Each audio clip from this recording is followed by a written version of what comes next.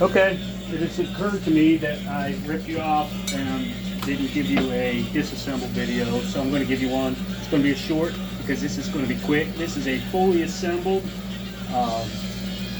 reverse reaction drum. Sits on top of the input drum in a 700. The pump sits here and the input drum goes up through that hole. So I'm going to disassemble it with what you got, Landini.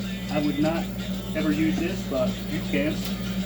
And I'm going to try to hold it up closer to the camera because I realized that last video you couldn't see hardly shit.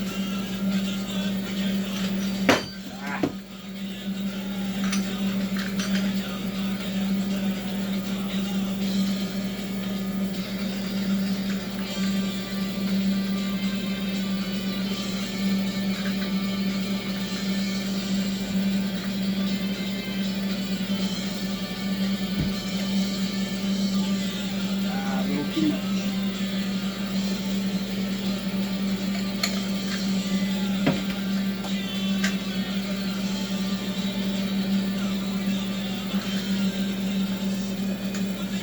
Come on.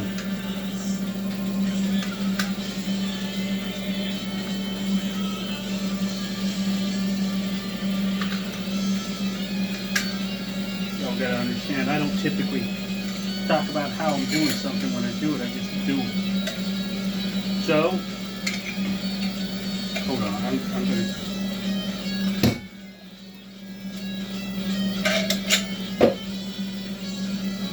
Okay, so these feet are down there. There's the snap ring. These feet are down there on the spring. There's the slot that you use, and the washer's right in the middle. Okay, so now you can take the snap ring off. You can use those output shaft pliers that I sent you, Landini. They work really good, but I point them out, not in, because they get stuck in a groove if you point them in.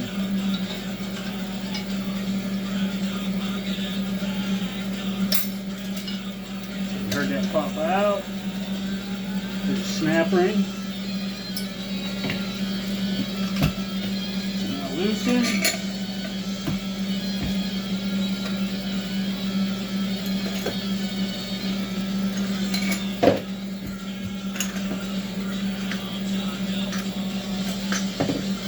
That's where that slot comes in handy.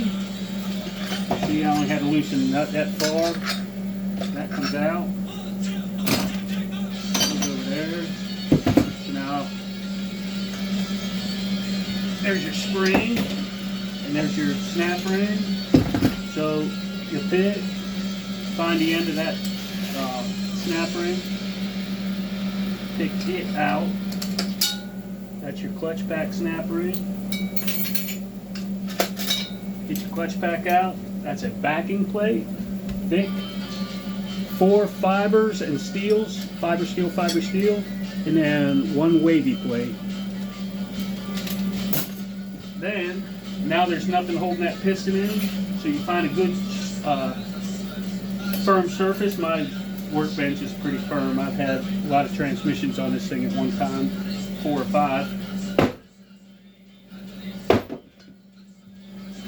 There it is, disassembled.